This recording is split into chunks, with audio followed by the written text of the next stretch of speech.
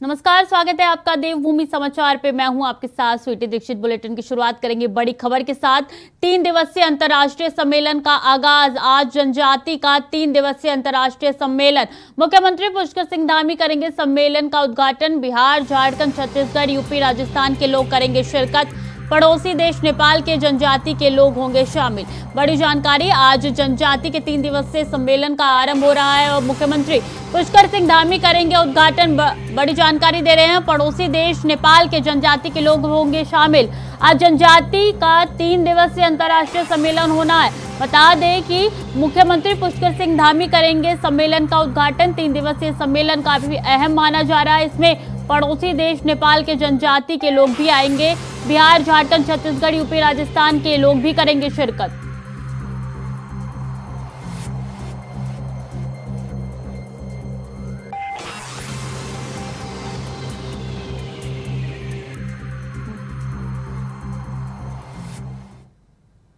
सीधे चलेंगे जहां इस सम्मेलन में सीएम पुष्कर धामी पहुंच चुके हैं।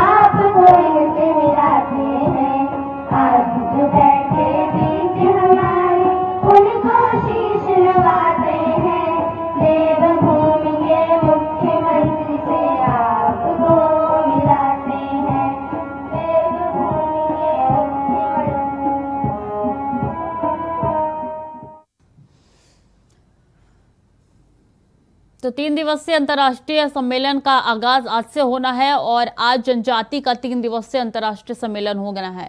मुख्यमंत्री पुष्कर सिंह धामी करेंगे सम्मेलन का उद्घाटन। बिहार, झारखंड, छत्तीसगढ़, यूपी, राजस्थान के लोग करेंगे शिरकत। आपको बता दें, पड़ोसी देश नेपाल के जनजाति के लोग होंगे शामिल। बड़ी जानकारी दे रहे हैं, आज जनजाति का सम्मेलन होना है। मुख्यमंत्री पुष्कर सिंह धामी करेंगे सम्मेलन का उद्घाटन। 3 दिवसीय अंतर्राष्ट्रीय सम्मेलन का आगाज आज से होना है, जिसमें पुष्कर सिंह धामी उद्घाटन करेंगे। बिहार, झारखंड, छत्तीसगढ़, यूपी, राजस्थान के लोग करेंगे इसमें शिरकत और पड़ोसी देश नेपाल के जनजाति के लोग भी होंगे शामिल। तो बड़ी जानकारी दे रहे हैं, मुख्यमंत्री पुष्कर सिंह धामी करेंगे सम्मेलन में शिरकत और उद्घाटन। 3 दिवसीय अंतर्राष्ट्रीय सम्मेलन का आगाज आज से होना है। बड़ी जानकारी आपको दे रहे हैं कि आज से आगाज होना है 3 दिवसीय अंतर्राष्ट्रीय सम्मेलन का और आज जनजाति का 3 दिवसीय अंतर्राष्ट्रीय सम्मेलन है। पड़ोसी देश नेपाल के जनजाति के लोग भी शामिल होंगे इस सम्मेलन में और मुख्यमंत्री इस सम्मेलन का उद्घाटन करेंगे।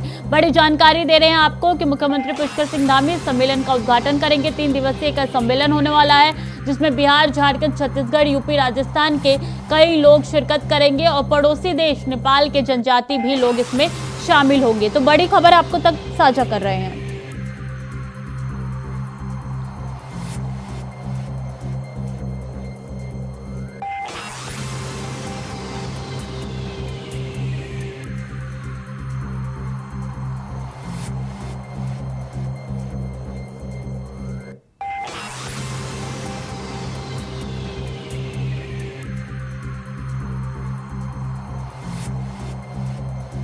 बिहार, झारखंड, छत्तीसगढ़, यूपी, राजस्थान के कई लोग शिरकत करेंगे। इसी के साथ पड़ोसी देश नेपाल के जनजाति के लोग भी शामिल होंगे इस 3 दिवसीय अंतर्राष्ट्रीय सम्मेलन में, जिसका आगाज आज से हो रहा है और जिसका उद्घाटन सीएम पुष्कर सिंह धामी करेंगे। तो बड़ी जानकारी आपको उत्तराखंड से बता रहे हैं कि 3 दिवसीय अंतर्राष्ट्रीय सम्मेलन का आगाज आज से होना है। कई राज्य के लोग और नेपाल जो कि पड़ोसी देश है, वहां से भी जनजाति लोग जो है इस सम्मेलन में हिस्सा लेंगे। तो मुख्यमंत्री पुष्कर सिंह धामी इस सम्मेलन का उद्घाटन करेंगे। 3 दिवसीय अंतर्राष्ट्रीय सम्मेलन हो रहा है, जिसका उद्घाटन मुख्यमंत्री पुष्कर सिंह धामी करेंगे, जिसमें बिहार, झारखंड, छत्तीसगढ़, यूपी, राजस्थान के कई लोग शिरकत करेंगे। इसी के साथ जानकारी दे दें कि पड़ोसी देश नेपाल के जनजाति के लोग भी होंगे इसमें शामिल।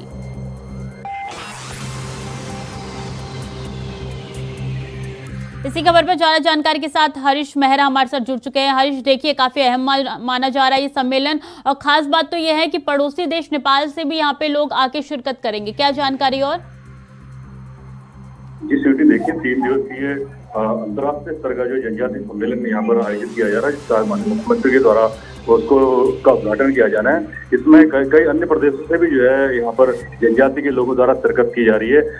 बिहार से, छत्तीसगढ़ से, राजस्थान से और उत्तर प्रदेश से और कई अन्य प्रदेशों के जनजाति लोग भी उसमें शामिल हैं। जी स्वीटी, इस सम्मेलन में और क्या कुछ खास रहने वाला है, क्योंकि 3 दिवसीय है कि आज पहला दिन है, फिर दूसरा दिन आएगा, फिर तीसरा दिन, तो क्या कुछ होने वाला है खास इस सम्मेलन में? क्या जानकारी है? जी देखिए, आज उनका पहला दिन जो है केवल अपना जो उनका उत्तराखंड के जो वो हैं जनजाति के लोग हैं अलग अलग जगहों के, वो एकत्रित हुए हैं और कल जो है उनका अन्य जो बाहर प्रदेशों से आएंगे उनका कार्यक्रम होना है और तीसरा दिन उनका अंतर्राष्ट्रीय स्तर पर जो नेपाल के वो क्या नाम है जनजाति के समूह के लोग हैं वो शिरकत करेंगे और उनका वो कार्यक्रम होगा तीसरा दिन। इस कार्यक्रम का मकसद क्या है? आखिर ये कार्यक्रम क्यों रखा गया है 3 दिवसीय? ये देखिए, जनजाति का ये कार्यक्रम जो है जनजाति के लोगों के उत्थान, जनजाति लोगों के जो दबे कुचले लोग हैं उनके उत्थान के लिए जो है, क्योंकि मुख्यमंत्री के समक्ष इनके द्वारा 11 सूत्रीय मांग रखी गई थी। उस 11 सूत्रीय कार्यक्रम में मांगों में से 9 मांगे जो मुख्यमंत्री के द्वारा जो है इस समय वो कंप्लीट कर दी गई है। 2 मांगे उनकी बची हुई है। उसी के परिप्रेक्ष्य में ये जो है यहाँ पर सम्मेलन रखा गया है। जी, बहुत बहुत शुक्रिया आपका हरीश, तमाम जानकारी हमारे साथ साझा करने के लिए। तो 3 दिवसीय अंतर्राष्ट्रीय सम्मेलन होना है। इसी के साथ जानकारी दे दें कि कई राज्य के लोग और यहाँ पे पड़ोसी देश के भी लोग यहाँ पे जुड़ेंगे, जनजाति लोग। तो 3 दिवसीय अंतर्राष्ट्रीय सम्मेलन का आगाज आज से होगा, जिसका उद्घाटन सीएम पुष्कर सिंह धामी करेंगे। खबरों में आगे बढ़ेंगे। 4 धाम यात्रा पर सरकारी फरमान, दरारों की जगह पर एक एक कर गुजरेंगे वाहन। 4 धाम यात्रा के दौरान शहर के दोनों ओर बनेंगे चेक पोस्ट। बड़ी जानकारी दे रहे हैं, पुलिस बनाएगी यातायात व्यवस्था का स्पेशल प्लान।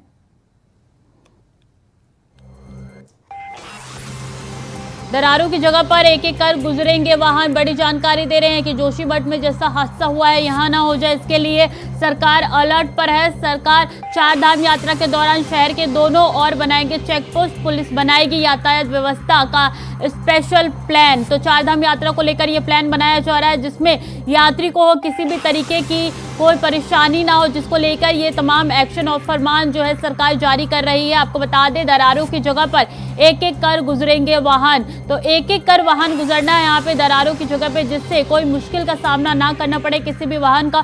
तो चार धाम यात्रा को लेकर जो है ये पूरी प्लानिंग सरकार बना रही है और दोनों और चेक पोस्ट भी बनेंगे। स्पेशल प्लान बनाया जा रहा है, पुलिस बनाएगी यातायात व्यवस्था का स्पेशल प्लान। तो बड़ी जानकारी दे रहे हैं आपको देहरादून से कि चार धाम यात्रा को लेकर सरकार ने फरमान जारी किया है।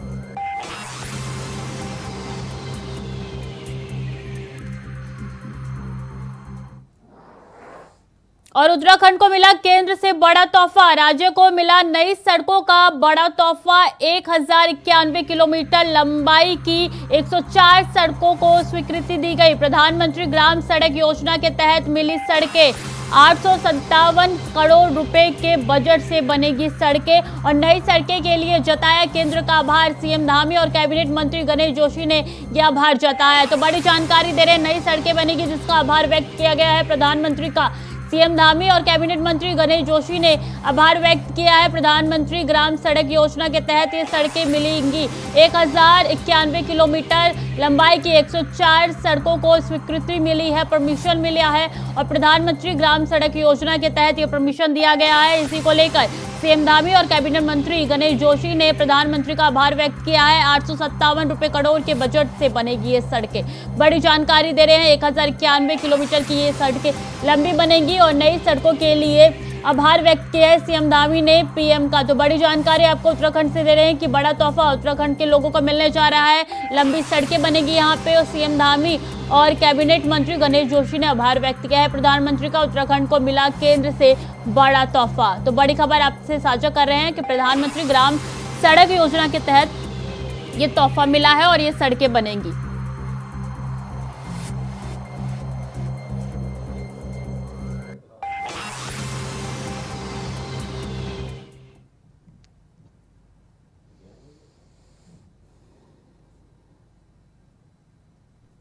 और 5 साल से एक ही जगह पर जमे अधिकारियों की हिलेंगी कुर्सियां। सीएम धामी ने ऐसे अधिकारियों की सूची बनाने के दिशा निर्देश दिए हैं। ऐसे अधिकारियों की लगातार मिल रही है शिकायत, विधायकों की तरफ से लगातार की जा रही है शिकायत। बड़ी जानकारी दे रहे हैं, अधिकारियों के तबादले की सूची जो है वो सीएम धामी ने बनाने की दे दी है, क्योंकि एक ही जिले में जो है लगातार तबादले नहीं किए गए, जिसकी वजह से ये सूची बनाने के जो भी कार्रवाई है वो सीएम धामी की तरफ से की जा रही है। विधायकों की तरफ से लगातार शिकायत की जा रही थी कि एक ही जिले में जो अधिकारी है वो बैठे हुए हैं, उनकी कुर्सियां नहीं हिल रही। अब कुर्सी हिलेंगी और 5 साल से एक ही जगह पर जमे अधिकारियों की हिलेंगी कुर्सियां। बड़ी जानकारी दे रहे हैं, सीएम धामी ने इस पर एक्शन लिया है और निर्देश दिए हैं कि अधिकारियों की सूची बनाई जाए।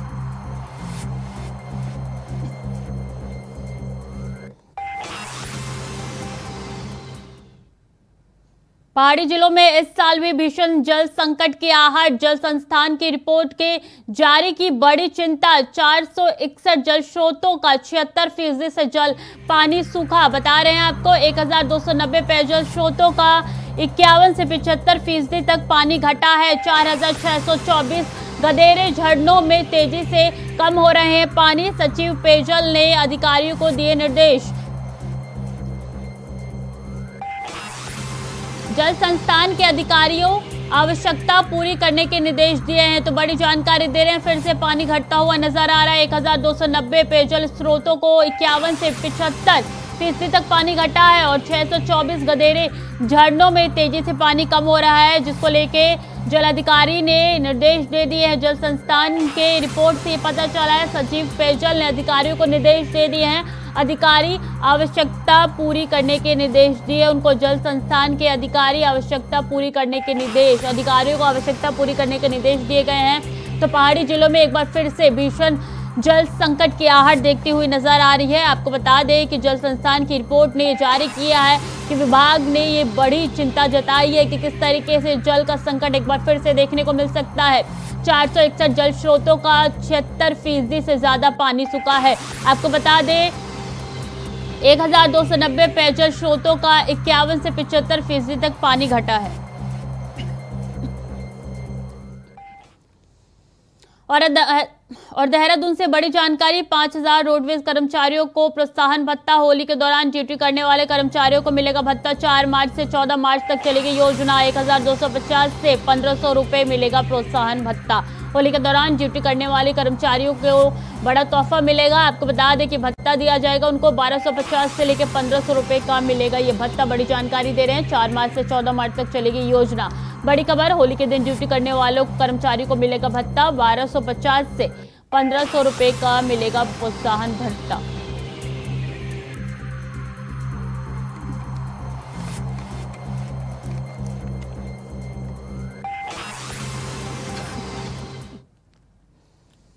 और आम आदमी पार्टी के गढ़वाल मीडिया प्रभारी रविंद्र सिंह आनंद ने प्रदेश कार्यालय में प्रेस कॉन्फ्रेंस की, जिसमें आप नेता ने हाल ही में से झारखंड के अंसल ग्रीन वैली में भारद्वाज परिवार के साथ मारपीट एवं गुंडागर्दी के संलिप्त देहरादून के पार्षदों के नाम भी खोले। उन्होंने कहा कि इस पार्षदों ने गुंडागर्दी के सारे हदें पार कर दी है। जिस तरीके से ये लोग भारद्वाज परिवार के साथ मारपीट करते दिखाई दे रहे हैं, जिसमें उनकी पत्नी को बालों से खींचा जा रहा है और बाहर लाया जा रहा है, ये सरेआम गुंडागर्दी है। वहीं परिवार के मकान का गेट और बाउंड्री वॉल तोड़ना ये जंगल राज की ओर इशारा करता है। और इस तरीके से गुंडागर्दी के लिए इन पार्षदों को प्रदेश के कृषि मंत्री का संरक्षण प्राप्त है।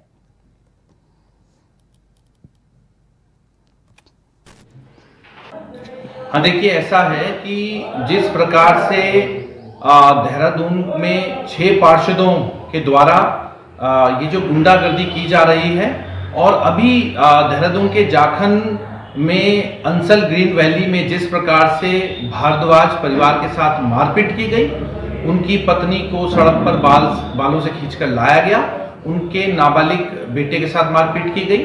तो देखिए, आम आदमी पार्टी इस पर ये कहना चाहती है कि ये जो 6 पार्षद हैं भारतीय जनता पार्टी के, इनको जो संरक्षण मिला हुआ है वो सूबे के कृषि मंत्री गणेश जोशी जी का मिला हुआ है। और गणेश जोशी जी अपने व्यक्तिगत मसलों के चलते इन 6 पार्षदों को आगे कर इनसे मारपीट और लोगों के मकान तुड़वाने का काम कर रहे हैं। आम आदमी पार्टी इसकी कड़े शब्दों में निंदा भी करती है। और जिला क्रिकेट संघ चमोली द्वारा आयोजित 21वीं जिला क्रिकेट लीग चमोली और गोपेश्वर के बीच मुकाबला खेला गया, जिसमें चमोली ने टॉस जीतकर पहले बल्लेबाजी करने का फैसला किया। इस बारे में पर्वतीय क्रिकेट चमोली के जिला सचिव नरेंद्र शाह ने बताया कि ये क्रिकेट प्रतियोगिता सीनियर जिला लीग है, जिसमें कि 6 टीमें भाग ले रही है। इसका मुख्य उद्देश्य पहाड़ के युवाओं को एक अच्छा प्लेटफॉर्म देना है। ये पर्वतीय क्रिकेट एसोसिएशन चमोली के तत्वाधान में ये मैच कराया जा रहा है।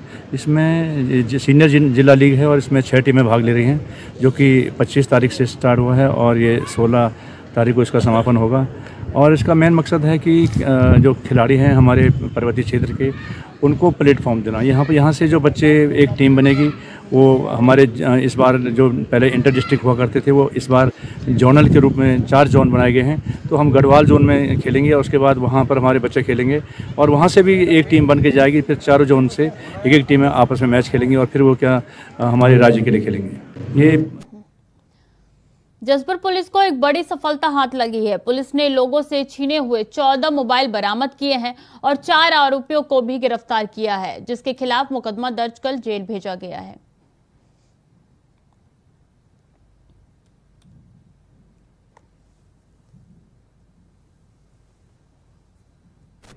बहुत दिन से शिकायत मिल रही है कि लड़कों का एक ग्रुप है और वो आए दिन लोगों से मोबाइल छीनने की घटनाओं को अंजाम दे रहा है। इस चीज़ को गंभीरता से लेते हुए एसएसआई जसपुर के नेतृत्व में एक टीम बनाई गई थी, जिसमें हमें टेक्निकल और सीसीटीवी के माध्यम से कुछ लीड मिली थी कि कुछ ये लड़के थे।